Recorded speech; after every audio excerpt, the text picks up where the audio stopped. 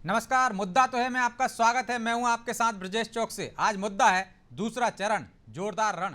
जी हां, दूसरे चरण का प्रचार थम गया है, लेकिन मंगलसूत्र, महंगाई, बेरोजगारी, संपत्ति सर्वे के मसले पर जमकर बयानबाजी देखने को मिली।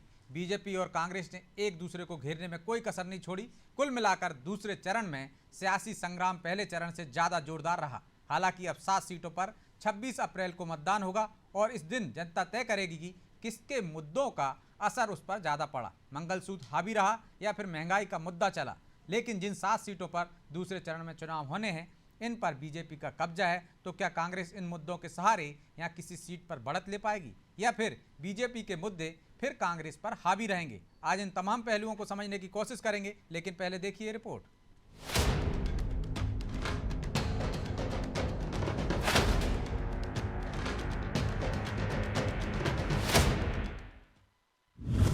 दूसरे चरण का थमा प्रचार, मंगलसूत्र और महंगाई पर आर पार। दूसरे चरण के मतदान के लिए प्रचार प्रसार का शोर थम गया है। अब सीटों पर 26 अप्रैल को मतदान होगा, लेकिन दूसरे चरण में पहले चरण से ज्यादा बयानबाजी और नेताओं के बीच आक्रामकता दिखी।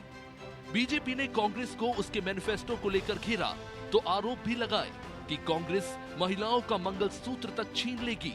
दूसरे चरण के इस रण में बीजेपी ने राम मंदिर तुष्टीकरण समेत कई मुद्दे उठाए और जनता के बीच रखे, जिनसे कांग्रेस की मुश्किलें बढ़ सकती हैं। हालांकि कांग्रेस भी महंगाई और बेरोजगारी जैसे मुद्दों पर बीजेपी को घेरने में जुटी रही, जिस पर अब बीजेपी का क्या तर्क है वो जान लीजिए। देखिए, भगवान रूपी जो जनता है, जो मतदाता है, उनको ये भली भांति पता है कि अगर महंगाई पर और बेरोजगारी पर कोई स्ट्राइक कर सकता है, कड़ा आघात कर सकता है, तो भारतीय जनता पार्टी करती है। और हमने पिछले अगर खोलें संगठित और असंगठित क्षेत्र जो है उसमें 20-80 करोड़ से ज़्यादा रोजगार हमने दिए हैं। संगठित क्षेत्र में तो हमने जो रोजगार दिए हैं मात्र 9 साल में 18 करोड़ रोजगार दिए, 10 साल में लगभग 20 करोड़ रोजगार ईपीएफओ का डेटा कहता है। और महंगाई की बात है तो आप देखिए, महंगाई भी जो है 5% के नीचे है। जिन 7 सीटों पर दूसरे चरण में चुनाव होना है, वहां बीजेपी का कब्जा है, लेकिन कांग्रेस की कोशिश इन सीटों में सेंध लगाने की है। लिहाजा दूसरे चरण में भी कांग्रेस बेरोजगारी और महंगाई के मुद्दे पर ही बीजेपी को घेरती दिखी। हालांकि बीजेपी के मंगलसूत्र और उसके मैनिफेस्टो में संपत्ति सर्वे के मसले पर वो बीजेपी पर वार कर रही है। इतनी हास्यास्पद और बचकाना बात है कि मुझे लगता है कि प्रधानमंत्री स्तर के आदमी को इस तरह का बयान कभी नहीं देना चाहिए। इससे मोदी जी का कद घटा है। कैसे कोई किसी का मंगल सूत्र भारत जैसे देश में छीन के किसी और को दे देगा? 2024 के रण में दूसरा चरण काफी अहम है। जानकारों का मानना है कि जिन मुद्दों की गूंज इस चरण में रही, उससे ऐसा लग रहा है कि इस बार वोटिंग परसेंटेज में कुछ बदलाव दिख सकता है।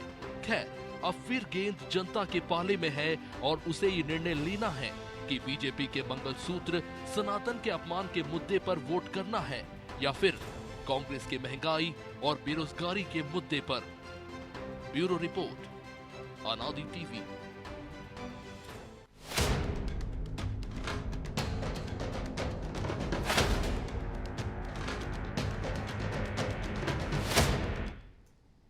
तो इस मुद्दे पर चर्चा के लिए हमारे साथ जुड़ गए हैं कांग्रेस प्रवक्ता अमित शर्मा, बीजेपी प्रवक्ता सत्येंद्र जैन और हमारे सहयोगी प्रभु पटेरिया और मनोज वर्मा।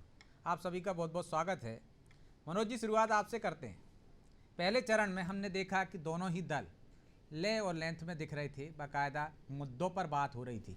दूसरा चरण आते आते जिस तरह से कम वोटिंग हुई, क्या उसकी वजह से या बीजेपी ने जो एक मास्टर स्ट्रोक चला है, मंगलसूत्र, पैतृक संपत्ति, आर्थिक आधार पर जो सर्वे की बात की थी कांग्रेस ने, और धार्मिक आधार पर आरक्षण, ये कहीं असल मुद्दों को पीछे छोड़ दिया? और इसका क्या असर देखेंगे आप? ब्रजेश जी, अगर 2014 की हम बात करें तो एक नैरेटिव के साथ मोदी आए थे कि मोदी आएंगे तो महंगाई कम हो जाएगी, सब कुछ बदलने की बात थी। और जो करप्शन के चार्जेस थे मनमोहन सरकार पर, तो पूरे देश में एक अन्ना हजारे के आंदोलन का एक माहौल था जिसका फायदा है, और एक पूरे देश में एक माहौल था। 2019 में हमने देखा बालाकोट और पुलवामा की छाया में चुनाव हुआ था, तो एक पूरा एक नए तरह का माहौल था। लेकिन इस चुनाव में हमने देखा कि राम मंदिर की उतना एक माहौल बना नहीं। पहले चरण में मतदाता उदासीन रहा और बीजेपी के वर्कर भी ये सोचकर बैठ गया कि मोदी ने तो कह दिया 370 बीजेपी की और 400 प्लस एनडीए की। वोटिंग परसेंटेज जो बीजेपी के गढ़ थे वहाँ भी गिरा और एक माहौल नहीं बनता दिख रहा था पूरे चुनाव में, कि ऐसा लग नहीं रहा था कि देश में लोकसभा के चुनाव हो रहे हैं। इसलिए मुझे लगता है कि मोदी ने अपना ट्रैक चेंज किया और जो पोलराइजेशन का जो उनका जांचा परखा मुद्दा है उस पर गए, लेकिन वो थोड़े नए तरीके से गए। इस बार हिंदू मुस्लिम की जगह उन्होंने एक ऐसी लय छोड़ी, क्योंकि विपक्ष ने एक नैरेटिव बनाने का प्रयास किया कि 400 सीट मिलेगी। मुस्लिम आ गए ना, बिल्कुल, क्योंकि उन्होंने कहा था कि 400 सीटें आ गई तो मोदी संविधान बदल देंगे, आरक्षण खत्म कर देंगे। अब उसकी जब जहां आरक्षण और जाति गणना की बात आती है तो बीजेपी को फिर हिंदुत्व की हार्डकोर लाइन पे जाना ही पड़ता है। यही प्रधानमंत्री नरेंद्र मोदी ने किया। सत्येंद्र जी, पहले चरण की जो वोटिंग हुई है उसमें कम मतदान हुआ, शायद उससे चिंतित हुई बीजेपी और आप अपने पुराने एजेंडे पर आ गए। दूसरे चरण के प्रचार के दौरान ही धार्मिक आधार पर ध्रुवीकरण, मंगलसूत्र ले आए।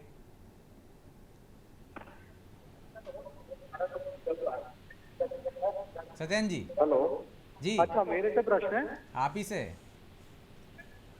देखिए ब्रजेश जी, हम क्यों लाए? अब राहुल गांधी जी कह रहे हैं कि वो एक्सरे कराएंगे पूरे देश का। राहुल गांधी जी एक्सरे मशीन कराएंगे, एक्सरे से तो आप देखिए वो कह रहे हैं धन का इक्वली डिस्ट्रीब्यूशन कराएंगे। तो अब जब हमारी माताएं बहनों एक्सरे में आप देखते हैं कोई अगर मेटल पहनता है तो मेटल आ जाती है, लॉकर को खुलवाएंगे वो, उसमें से सोना निकलवाएंगे। तो मोदी जी कह रहे हैं, तो मोदी जी तो राहुल जी की बात का जवाब दे रहे हैं और कांग्रेस ने अपनी मैनिफेस्टो में लेके आए हैं। तो देखिए आप, कांग्रेस लेके आ रही है सारी चीज। और आज सैम पित्रोदा ने क्या कहा कि अमेरिका में इनहेरिटेंस टैक्स लगता है, मतलब कि अगर कोई किसी व्यक्ति की मृत्यु हो जाती है तो उसकी जो संपदा होती है उसकी संपदा का 55% हिस्सा अमेरिका की सरकार के पास जाता है, 45% उसके जो वारिस होते हैं आनुवंशिक उनको दिया जाता है, उत्तराधिकारियों को। तो अब सैम पित्रोदा क्या भारतीय जनता पार्टी के हैं? सैम पित्रोदा कांग्रेस के बड़े पुराने वरिष्ठ नेता हैं और उनकी ओवरसीज कांग्रेस को देखते हैं। और जिस प्रकार से सैम पित्रोदा हुआ तो हुआ कहते थे कि सिख दंगा हुआ, सिखों के गले में टायर जला दिए गए, टायर डाल के सिखों को जलाया गया और रिकॉर्ड है एक तरह से कि 12,000 से ज्यादा सिखों की उसमें मृत्यु हुई थी।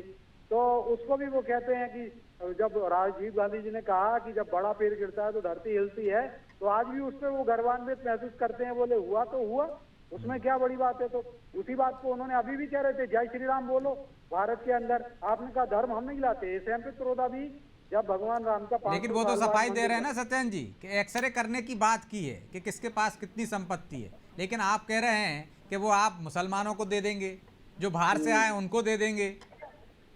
नहीं ब्रजेश जी, एक्सरे करेंगे तो क्या माताओं, ये उसमें कंडीशनल एक्सरे करेंगे। इन्होंने जो कहा है आप पढ़िए तो उनका घोषणा पत्र, उसमें लिखा है सारा, वो वेल्थ का डिस्ट्रीब्यूशन करेंगे और वेल्थ का डिस्ट्रीब्यूशन माओवाद की सोच। सत्येंद्र जी, क्या बीजेपी क्या कांग्रेस की सरकार बनती हुई दिख रही है आपको?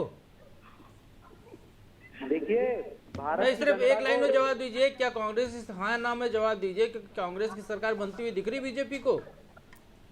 देखिए ये बात तो खुद मल्लिकार्जुन खड़गे जी कह चुके हैं कि इस बार भाजपा की 400 पार हो रहे हैं।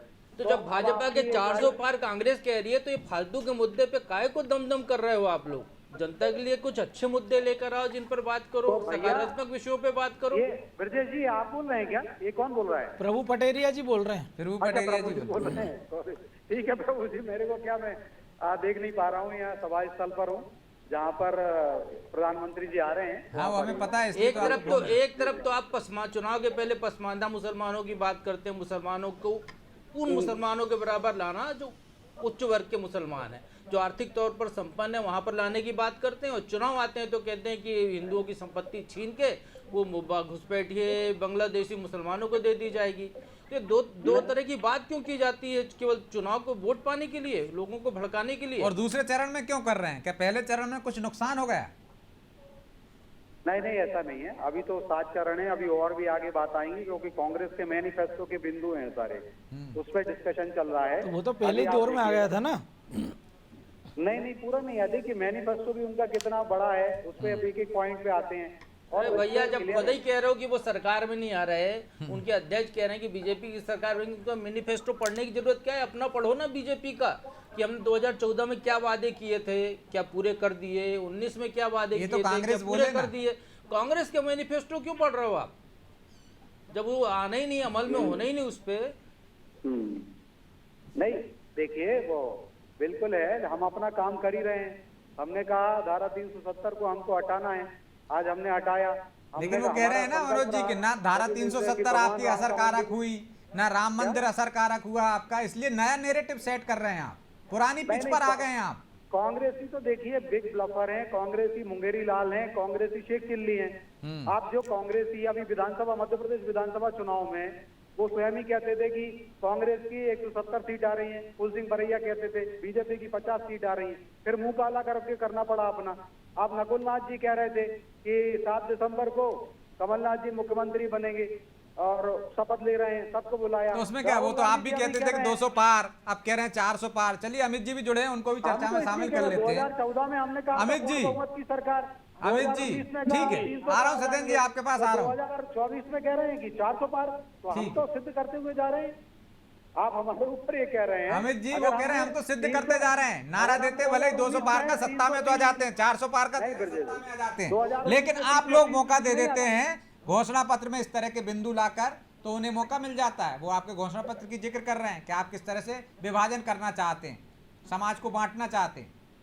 देखिए, मेरे भारतीय जनता पार्टी के जो मित्र हैं वो अगर कांग्रेस के मैनिफेस्टो को लेकर इतने चिंतित हैं, तो ये निसंदेह मुझे अच्छा लगा कि कहीं ना कहीं प्रधानमंत्री की भी चिंता वाकई सही है कि प्रधानमंत्री जी गंगा की सफाई, नौजवानों को रोजगार, महिलाओं के बढ़ते अत्याचार और मुद्रा की गिरावट, चीन को लाल आंख दिखाना, इन मुद्दों से हटकर जो शायद उन्होंने नहीं करे, वो शायद इन्हें पता चला कि इन मुद्दों के आधार पर जनता सवाल पूछ रही है और हम जवाब नहीं दे पा रहे।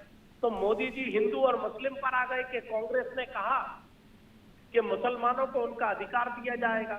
तो मैनिफेस्टो में मेरे मित्र जितने विद्वान भारतीय जनता पार्टी के साथी हैं वो पढ़ नहीं पाए। अनुसूचित जाति, अनुसूचित जनजाति, अति पिछड़ा वर्ग, अति गरीबी और मुस्लिम समुदाय, तमाम लोगों को आदिवासी। लेकिन अमित जी आप भी तो सफाई देते फिर रहे हैं, असल मुद्दों पे बात ही नहीं कर रहे हैं। आपके तमाम नेता राहुल गांधी, प्रियंका गांधी, खड़गे से लेकर सब सफाई दे रहे हैं। नहीं दे रहे। खड़गे जी कह रहे हैं कि हमारा घोषणा पत्र हम पीएम को देंगे, वो देख ले, पढ़ लें। सबसे बड़ी बात कि शहजादा राहुल गांधी को कौन कह रहा है? भाई जब राहुल गांधी कुछ नहीं है तो प्रधानमंत्री को शहजादा कहने की फुर्सत क्यों आ गई? भाई अपने मुद्दों पर प्रधानमंत्री बात करते, क्यों महिलाओं के मुद्दों पर प्रधानमंत्री आ गए, क्यों मुसलमानों पर प्रधानमंत्री आ गए? जब प्रधानमंत्री इस पर आ गए हैं और आज जब 5वीं बार मध्य प्रदेश में आ रहे हैं तो ये पार कर रहे हैं। तो इसीलिए इसको समझ में आ रही कि जनता सीधा सवाल पूछ रही है और ये आर पार होने वाले हैं। इसीलिए न ये 400 पार होंगे, न ये 300 पार होंगे, इस बार ये आर पार हो जाएंगे। इसीलिए ये चिंता है। इतने हल्के शब्दों को प्रधानमंत्री भी बोल रहे हैं और भारतीय जनता पार्टी के प्रवक्ता भी बोल रहे हैं। लेकिन आपके लोग ही तो इस तरह के बयान दे देते हैं। सैम पित्रोदा की बात कर रहे हैं, वो उन्होंने कहा है अमेरिका का उदाहरण देकर कि किस तरह से पैतृक संपत्ति, विरासत की जो संपत्ति है उसका बंटवारा होना चाहिए, सरकार के पास 55। अगर सैम एक पल के लिए हम सैम पित्रोदा की बात मान लें, लेकिन अगर सैम पित्रोदा ये कह रहे हैं तो अमेरिका में तो लोगों को शिक्षा फ्री है, अमेरिका में लोगों को स्वास्थ्य फ्री है। क्या मोदी जी ने यह शिक्षा और स्वास्थ्य फ्री रखा? क्या अमेरिका में तो महंगाई तो आपको देना पड़ेगा ना जवाब कि हम ऐसा करेंगे तो फ्री देंगे क्या? प्रधानमंत्री वो ट्रम्प को जिताने गए थे अमेरिका में, पूरे भारतवर्ष के लोगों को इकट्ठा करके, बेचारे उसको ट्रम्प को नहीं जिता पाए। अब सैम पित्रोदा की बात पकड़ ली, पहले राहुल गांधी को शहजादा का, अब मंगलसूत्र की बात कर रहे, अब मुसलमान की बात कर रहे। अरे गंगा सफाई की कौन बात करेगा? जवाब ले लीजिए मेरा। जी सत्येंद्र जी जवाब दे रहे हैं। जी सत्येंद्र जी देखिए, आप प्रियंका वाड्रा जी आई, ठीक है, एक तो राहुल गांधी कह रहे हैं हम एक्सरे कराएंगे, एक्सरे मशीन लेके घूमेंगे। अब प्रियंका वाड्रा जी कह रहे हैं कि 55 साल में उन्होंने नहीं किया और उनकी माता जी का मंगलसूत्र भी न्यौछावर हो गया। तो मैं भी भारतीय जनता पार्टी की ओर से, हमारे देश के प्रधानमंत्री रहे राजीव गांधी जी, संवेदना है, लेकिन ये कांग्रेस के और प्रियंका जी की माता जी का मंगलसूत्र का हरण करने वाली अगर कोई पार्टी है तो वो डीएमके है। और जैन कमीशन की जो रिपोर्ट आई थी, जैन आयोग की रिपोर्ट में बताया गया कि डीएमके के नेतागण और लिट्टे मिले हुए थे। और आप देखिए एम करुणानिधि डीएमके के बड़े नेता रहे, वो मुख्यमंत्री भी रहे हुए हैं वहां पे कई बार, तो वो कहते हैं कि लिट्टे प्रभाकरण उनका बड़ा अच्छा मित्र है। और बताइए, शर्म आनी चाहिए, कांग्रेस को चुल्लू और पानी में डूब मरना चाहिए। सत्ता लोलपी हो गई, अपने नेता की मृत्यु को जो कारक हैं, जो लोग, जो जैन कमीशन में सिद्ध होता है, जैन कमीशन में बताया गया, लेकिन उस जैन कमीशन की रिपोर्ट को भी धता बता करके उनके साथ में गलवैयां कर रहे हैं, इंडी अलायंस बनाए और सनातन को डेंगू मलेरिया बोलते हैं, सनातन के पोटेशियम साइनाइड से कहते हैं, और वो भगवान राम भी सनातन के संवाहक हैं। तो आप कह रहे राजनीति हम लाते हैं, सवाल तो वहीं आ गए ना जो प्रभु जी ने उठाया था। ये देखिए, वो तमाम कांग्रेस मुद्दे ने आपके सनातन धारा को 370 राम मंदिर आपके असरकारक नहीं हुए, तो आप अपनी पुरानी पिच पर ले आए, पुराने मुद्दों पे ले आए, धार्मिक ध्रुवीकरण की बात करने लगे, कभी पसमंदा की बात करते थे आप। देखिए, सनातन हमारी सभ्यता है, संस्कृति है, सनातन दर्शन है, सनातन चिंतन है, सनातन विचार है, सनातन हमारे प्राण है। अगर हमारे प्राण आप ले लोगे तो हमारा शरीर निर्जीव हो जाएगा। इसी प्रकार से आप अगर सनातन को पोटेशियम साइनाइड कह दोगे, सनातन को आप तो मुसलमानों से इतनी नफरत है तो अल्पसंख्यक मोर्चा क्यों बनाया, महबूबा मुफ्ती से क्यों दोस्ती की आपने? ज्यादा दुनिया के अंदर सभ्यताएं थी, उन सभ्यता का नाश हो गया, वो सभ्यताएं खत्म हो गई। आज एक ही सभ्यता दुनिया के अंदर है जो आज भी जीवित है, और सभ्यता के कारण। जरा मुझे मौका दीजिए, जरा सत्येंद्र जी को मैं जवाब दूं। अरे अमित जी, मैं सब जवाब ले लूंगा। अरे मेरी बात तो सुन लीजिए, आपने पूरी बात कर ली, मेरा तो जवाब सुन लीजिए। सनातन एक तत्व है, सनातन एक चिंतन है, अरे मेरे को जवाब दे दो। सनातन प्राण है, सनातन को अरे भाई मुझे बोलने का सुन लीजिए वो कुछ कह रहे हैं। मैं बता रहा हूँ, इटली में रोम की सभ्यता देख लो, बेबीलोन की सभ्यता देख लो, मेसोपोटामिया की सभ्यता देख लो, सारी सभ्यताएं अरे किताब लेके बैठे हो क्या, फोन पे सुनाई दिखाई नहीं दे रहा भाई दुनिया में। अरे और आज सत्येंद्र 43 सभ्यताएं थी दुनिया में, सिर्फ सनातन सभ्यता बची हुई है। मैं वही तो कह रहा हूँ, आपकी सबकी बात सुन रहा हूँ। आप सुन लीजिए, आपकी आवाज डाउन करना पड़ेगी। वालों के साथ जाएगी क्या भारत की जनता? नहीं जाएगी। जो सनातन का उन्मूलन करते हैं, अरे समय कम है हमारे पास भाई, सबको क्षमा मांगनी चाहिए। सत्येंद्र जी, मैं कहता हूँ सुन तो लीजिए आप। जाते हैं। अरे जवाब ले लीजिए, मित्र पटेल जी के पास तो गया ही नहीं हूँ, जवाब ले लीजिए। अमित जी जवाब दे रहे हैं। मेरे विद्वान साथी कह रहे हैं कि ये भूल गए, चच्ची महबूबा मुफ्ती के साथ भारतीय जनता पार्टी और नरेंद्र मोदी जी ने सरकार बनाई थी, और यही मुसलमान और भारतीय जनता पार्टी को लोग महबूबा मुफ्ती चच्ची को, जो इनकी चच्ची उस समय थी जब ये गाली बकते थे, लेकिन सत्ता का लोभ था तो ये सत्ता में नहीं आते तो हम धारा 370 हटाने में सफल नहीं हो पाते। आपको पता ही नहीं। आज अगर धारा 370 तकबीर से लेकिन अमित जी अभी तो सत्ता की चाह में 400 पार नहीं हो पा रहे। केरल में किस तरह से व्यवहार रहता है राहुल गांधी का, एक मील का पत्थर साबित हुआ। हमारी सरकार अगर चलिए मैं लौट रहा हूँ आप दोनों के पास, ठीक है लौट रहा हूँ आपके पास। प्रभु जी, मेरे मित्र, क्या आप चुनाव पुरानी पिच पर ही लड़ा जाएगा, क्योंकि वहीं पे अच्छी बैटिंग हो सकती है, वहीं पे अच्छी बॉलिंग हो सकती है, कैच आउट भी वहीं हो सकती है, बोल्ड भी वहीं हो सकती है, आउट भी वहीं हो सकती है, हिट विकेट का भी खतरा होता है ब्रजेश जी। हाँ, हिट विकेट का भी खतरा देखिए, होता जो है। शुरू में मनोज जी ने कहा था कि राम मंदिर का मुद्दा अब उतना असरकारक नहीं रहा, तो निश्चित तौर पर ये बिल्कुल सही है, क्योंकि जब तक जो लोगों की इच्छा होती है, चाह होती है, वो पूरी ना हो तब तक वो अभिलाषा बलवती रहती है। वो पूरा हो गया है, अब वो मंदिर बनकर सामने आ गया है, अब राम के प्रति आस्था है लोगों को, बनाने वाले को धन्यवाद भी कर रहे हैं, लेकिन अब वो वोट में वैसा कन्वर्ट नहीं हो रहा है जैसा पहले कन्वर्ट होता था। तो निश्चित तौर पर मुद्दों का अभाव हो गया है। इस बार ना तो पुलवामा बालाकोट जैसी कोई घटना हुई है कि जिसको लेकर आप राष्ट्रवाद का एक उभार लेकर आ जाएं, तो निश्चित तो फिर बीजेपी उसी पिच पर आई है जहां हिंदू मुस्लिम को बांटो, तो बहुसंख्यक वोट यदि हिंदू एकजुट होता है तो बीजेपी का जो लक्ष्य लेकर चल रहे हैं उसके करीब पहुंचते हैं। और यदि वो हिंदू यदि अलग अलग जातिवाद में जाता है, जो राहुल गांधी चाह रहे हैं और इंडिया गठबंधन के लोग चाह रहे हैं, तो फिर बीजेपी के वोट कम होते हैं। यदि क्योंकि 50% से ज़्यादा ओबीसी है, यदि ओबीसी बढ़ गया, उधर चला गया, तो इधर नुकसान हो जाएगा। इसलिए आप देखिए कि बीजेपी को ये साबित करना पड़ रहा है। जेपी नड्डा का भाषण सुनिए आप, वो कहते हैं देश का प्रधानमंत्री हमने ओबीसी दिया, वो कहते हैं राष्ट्रपति हमने ट्राइबल दिया, वो कहते हैं इसके पहले राष्ट्रपति हमने अनुसूचित जाति वर्ग का दिया। तो जो जातिवाद कांग्रेस बात करती है जातिवादी जनगणना कराने की, कि उनको उनका हक दिया जाएगा, कि पहले बताते हैं कि आप तो जब करोगे हमने ये कर करके दे दिया आपको, तो निश्चित तौर पर ये जो है वो मुद्दों की जो लड़ाई है वो इसलिए आ गई क्योंकि एक एक वोट को लाना है आपको।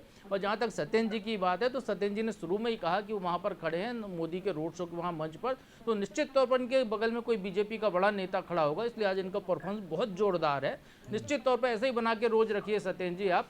लेकिन बीजेपी की जहाँ तक बात है वो जो बांटो वाली जो बात चल रही है, उसको ही हम लेकिन प्रतिपादित करते ये हैं। मैं तो जोश एक है छोटा ना सा मतदान कार्यकर्ता हूं केंद्र पर पार्टी भी तो का। नजर आना चाहिए ना सत्येंद्र जी, जिस तरह से वोट प्रतिशत कम हुआ है, देखिए- आपको अपने पुराने मुद्दे उठाना पड़ रहे हैं।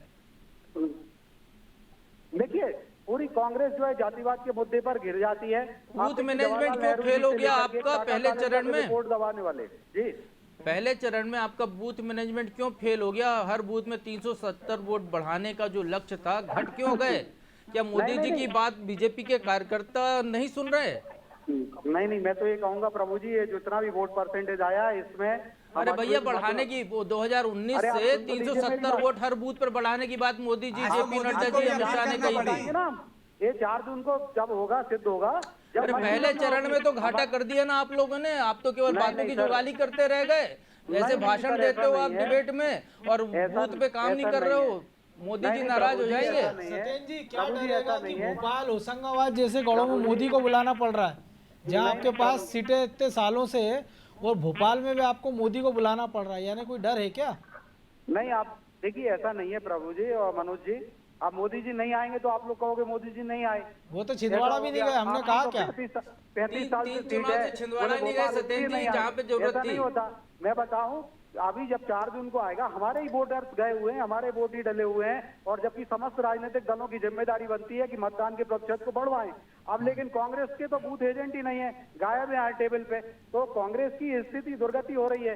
अब मैं बताऊं आपको, लेकिन वो तो कह रहे हैं हमारे वोटर गए, आपके नहीं गए, आपके झांसे में नहीं आ रहे। 4 जून को देखिएगा, 4 जून को पता चलेगा, और 4 जून को हर बूथ पर 370 से अधिक वोट की संकल्पना। मध्य प्रदेश में हमें पहले लगभग 60% का वोट शेयर मिला था। इस बार आप देखिएगा भगवान रूपी जनता टोटल वोट जो डले हैं, कास्ट हुए हैं, उसमें से 4 जून को आप देखेंगे 75% के वोट लगभग भारतीय जनता पार्टी को आएंगे। कांग्रेस ने तो घुटने टेक दिए हैं, खजुराहो में ऑलरेडी कांग्रेस और इंडिया अलायंस ने घुटने टेक दिए। अभी तो उनका, और सूरत में तो पूरी तरीके से मुंह की खाली है कि सूरत में इनका प्रत्याशी जो गायब हो गया ताला लगा के, जब वहां पे मिल ही नहीं रहा, कांग्रेस ही उसको गद्दार के पोस्टर लगा रहे हैं। तो कांग्रेस कैसे लोगों को, गद्दारों को टिकट पहले दे देती है? तो कांग्रेस को विचार करना होगा। कांग्रेस जो है लूट, मतलब कांग्रेस के ही लोग हैं, और कांग्रेस देखिए जिंदगी भर लूटती रहेगी, जिंदगी के बाद भी लूटती रहेगी। जिस प्रकार का इनका धन का वितरण का जो काम आ रहा है, जो सैम पित्रोदा का बयान आया, तो जिंदगी के साथ भी लूट, और जिंदगी के बाद जब हमारे लोग नहीं रहते, वो सरकार में ना, वो सरकार वाले लूटेंगे कहां से? कांग्रेस यही करती आ रही है। आपने तो उनके और बैंक खातों पर भी कांग्रेस रोक लगा दी है, ताला लगा दिया। आधार पर कभी जनगणना नहीं कराई। 1951 में करा सकते थे जनगणना, 1961 में जनगणना जातिगत आधार पर करा सकते थे, 1971 में करा सकते थे, 1981 में करा सकते थे, 1991 में करा सकते थे, 2011 में करा सकते थे, नहीं कराई। अरे अब तो बीत गए ना, पहले तो मना करते थे ना, इंदिरा गांधी मना करती थी, राजीव गांधी मना करते थे। ठीक है अमित जी, वो कह रहे हैं हमारी वोटर निकला है, आपका नहीं निकला। आपने तो मैदान छोड़ दिया, खजुराहो में भी छोड़ दिया, सूरत में भी छोड़ दिया। ठीक है सत्येंद्र जो जी, कहती थी आज आप सुनने के मूड में नहीं हो, तो ये कांग्रेस की दुर्गति हो गई। ठीक है अमित जी को सुन लो अब थोड़ा। जी अमित जी, आज मेरे विद्वान साथी लंबी चौड़ी बात कर रहे हैं, इस घबराहट से आज मुझे स्पष्ट हो गया कि निसंदेह जो प्रधानमंत्री आज होशंगाबाद, सागर में, भोपाल में, ये आपके राहुल गांधी जी तो आने वाले समय में भी जो हमारे प्रधानमंत्री जी आ रहे हैं, तो आपको क्यों जलन हो रही? अरे भैया उनको ले आओ, कि भारतीय जनता पार्टी खराब हो जाती है उनकी। घबरा गई है अमित जी, वो तबियत खराब हो जाती है। और तो आपके नेता क्यों नहीं आ रहे अमित जी? राहुल गांधी आते आते रुक जाते हैं, वो क्यों नहीं आ रहे? मल्लिकार्जुन खड़गे उनका संदेश पढ़ते, रीवा में खराब है, खड़गे से बड़े होशंगाबाद में खराब है। और मैं राष्ट्रीय कहना अध्यक्ष चाहता मल्लिकार्जुन हूँ, खड़गे क्यों मोदी जी अब कांग्रेस के। नौजवानों के रोजगार की बात नहीं कर रहे? क्यों अरे मोदी सब जी बात कर गैस रहे हैं भैया, 450 के रोजगार दिया है। सिलेंडर लेने की बात नहीं कर रहे? ब्रजेश जी, क्यों आप मोदी बोलोगे जी तो मैं रोजगार आज- गिनवा भी दूंगा। आज वहाँ पर महिलाओं पर अत्याचार की बात नहीं हो रही? आज मोदी जी गंगा सफाई की बात क्यों नहीं कर रहे? लेकिन वो जो गंगा सफाई की आप बात कर रहे हो अमित जी, वो तो सबसे पहले राजीव गांधी ने की थी, तो आप भी सफाई नहीं कर पाए अब तक उसकी। सफाई की गंगा, वो आज भारतीय जनता पार्टी के कार्यकर्ता कहाँ गए? अगर भारतीय जनता पार्टी वो कह रहे हैं प्रियंका वाड्रा गंगा का पानी पीने लगी आजकल। मोदी के चेहरे को प्रथम चरण में जनता ने नकार दिया है। चलिए, बहरहाल समय भी इजाज़त नहीं देता, इसलिए चर्चा को यहीं विराम देना होगा। आप सभी मेहमानों का बहुत बहुत धन्यवाद। तो मुद्दे दोनों ही दलों के पास हैं, लेकिन अब किसके मुद्दे असर करेंगे, क्योंकि अपने अपने मुद्दे लेकर जनता के बीच में जा रहे हैं। लेकिन बीजेपी एक नया नैरेटिव सेट करने की कोशिश कर रही, या कह सकते हैं उसका पुराना एजेंडा है जिसको सेट करने की कोशिश कर रही है। उस जाल में कांग्रेस फंसती नजर आई, लेकिन मतदाता क्या फंसेगा, मतदाता के मन में क्या है, ये तो आने वाला समय बताएगा, जब लोकसभा चुनाव के परिणाम आएंगे कि किसकी बात पर भरोसा किया। बहरहाल मुद्दा तो है। मैं इतना ही, मुझे दीजिए इजाजत और आप देखते रहिए अनादि टीवी। नमस्कार।